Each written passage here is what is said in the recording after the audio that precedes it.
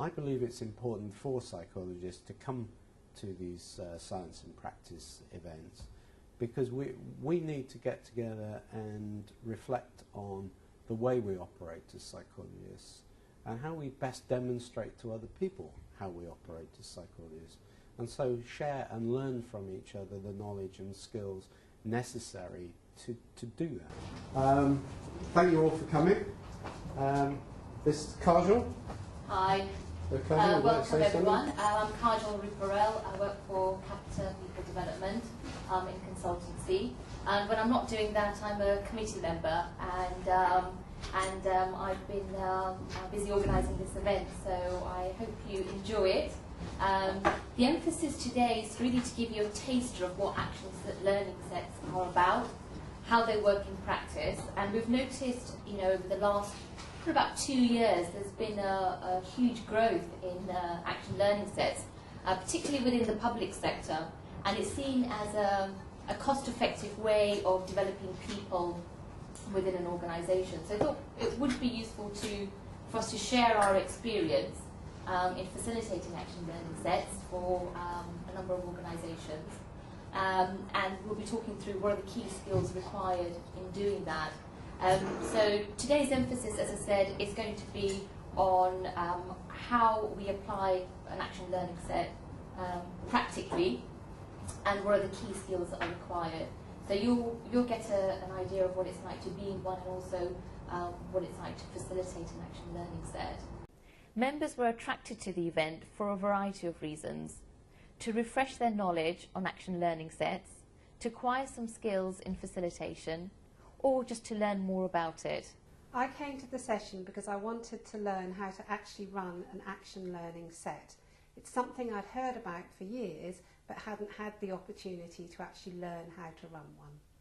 To me, an action learning set is about giving people space to come together and consider a problem that hasn't got an easy solution to it, and to do that in a structured way, a disciplined way, with their colleagues, providing them with support, and using a psychologist, for example, as a facilitator.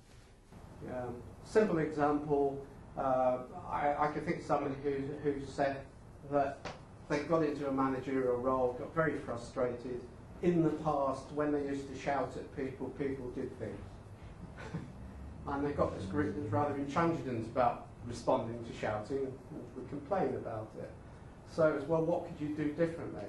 And it was about building their skills. You're finding other ways to encourage people to perform better other than shout. Now it sounds like a very simple example, but I think there are quite a number of people out there who might be put in what we call the bully category, who have learned that that's their only strategy to do it in a forceful way. And so sometimes with the action learning set, they learn more subtle ways. Committing to regular time, that is important too. Action learning sets are great if you can get people committed to, and in fact it's very important right at the beginning to say, look, if you're going to do 6 action learning sets across this year, for example, as I had with one client group, you commit to that day. You commit to being there, because other people are dependent on you being there. So when they're signing up to the set, they're not signing up when they might turn up or they might not turn up. This is a regular commitment of time, and they need to know that it will be, time where that time is sacrosanct, really, and they make it sacrosanct. It's really important. There's nothing worse than a bit like, oh well, I can't make that set because I've got to go to the kids' rugby or something like that, and the set starts to break up because of that loss of commitment. In fact, if that starts to happen, that's time for the facilitator to confront that and say, I'm trying to understand this. You're committed at the beginning, and now what I'm seeing is people are starting to drift away. What's happening? What can we do about the set that would make it work for you? And not being afraid to do that. In my experience, at the first set, once you've got everybody's commitment, is to actually plan time in, so how often they're going to meet. So it's already planned 6 months in advance, how often you're going to meet, when you're going to meet. And that seems to have worked really well. So it's in people's diaries, so if anything comes up, they know that they've got an action learning set and not to commit to anything else. Yeah, I think that's really important. Some say, oh, we'll make the booking for the next one at this set. Doesn't work. Get people to schedule it. It helps their time management anyway, which is often an issue that comes up with action learning sets, about how they manage their time. I said I'd talk just briefly about our intro meeting. And that was the point when we really were trying to establish the ground rules, trying to develop this sort of group identity, sort of classic social identity stuff and socialisation stuff. So really you want to develop a feeling that this is the group that you're going to belong to, you're a set, maybe give them a number, a name, anything, that sort of thing to bring them all together. And that's at that intro session we also did quite a lot of sort of coaching related exercises to try and get them all to the right frame of mind about how those questions would work, and to give everyone a common baseline, so they were clear on what was expected. We also built in doing the learning styles inventory, and we found that quite useful at the start, almost as a safe way to say, Bob doesn't like those sorts of questions, you know he's an activist or whatever, and it's kind of a safe and fun way to correct questioning, but also people do pick up on it really easily, and they stop themselves and they see, oh, I know I'm an activist, I'm jumping in, I'm going to stop. So we actually found that really useful at the start of the sessions, and we had a poster up with everyone's learning style, but we've stopped putting them up now, people don't seem to need it now. Okay. So I think to sort of come to some top tips maybe, I think the sort of group identity side is important, and really getting that commitment to a group. As I said, if the one person didn't commit, it does cause problems.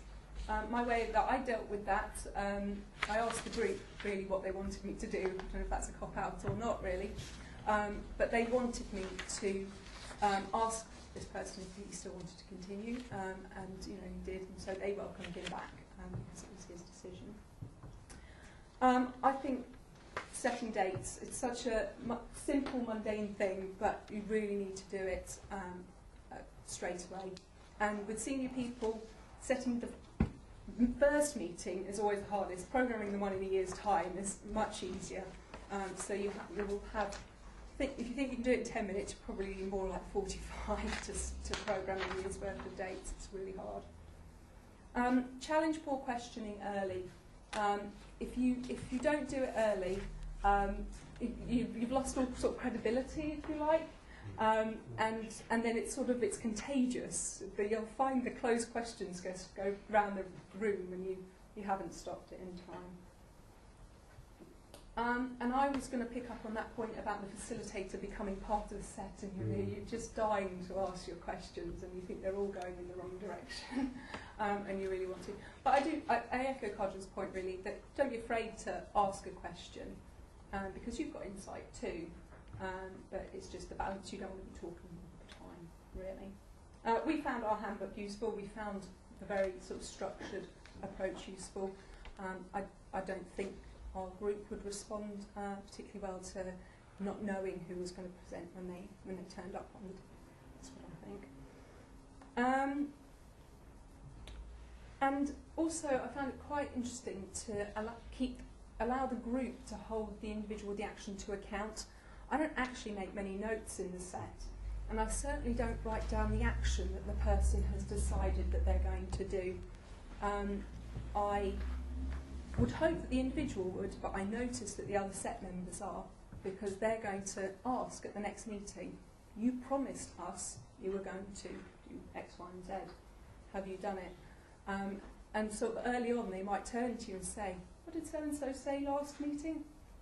I don't know actually, I didn't make any notes, this is your set, I'm just facilitating it.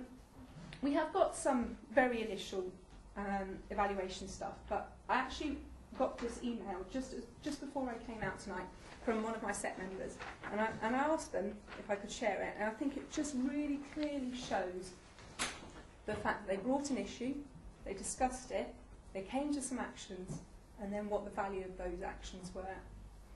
So this person, fairly senior, they have a 50-person team, and they're trying to hold quarterly team briefings. Really struggling.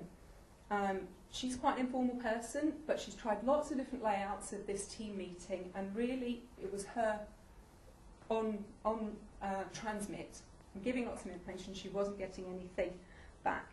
And she usually is used to real interaction with her staff. So she was losing confidence in her ability to talk to a large group and to hold group meetings. And at the action learning set, she took away 4 actions. She said she was going to seek feedback from the wider team about what they liked about these meetings. She was also going to ask feedback informally, so when she happened to stop by someone's desk, she would ask for feedback. She was also going to look back at her past experiences and see what that had taught her. And finally, she was going to talk to 3 specific people. And interestingly, some of them were from the action learning set. So I think we discussed earlier that some of the learning can continue outside the formal set.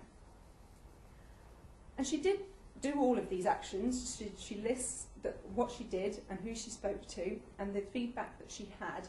And actually, it wasn't as bad as she was fearing.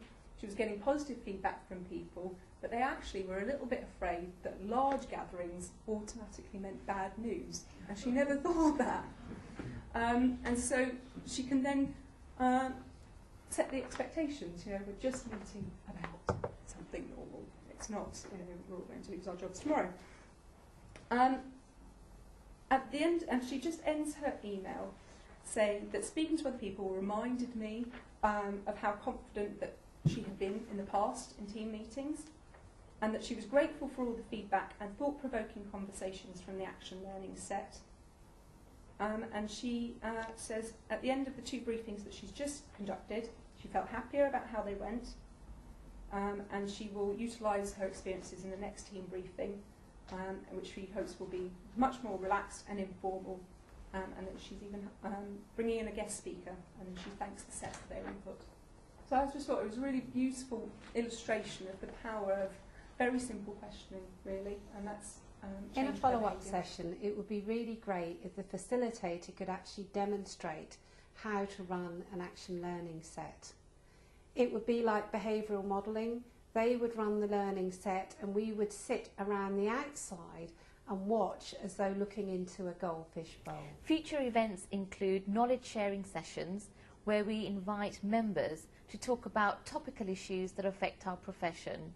If you're interested in getting involved in any way, whether it be organising an event, facilitating one, or coming up with ideas, then please contact the following: dopme@bps.org.uk.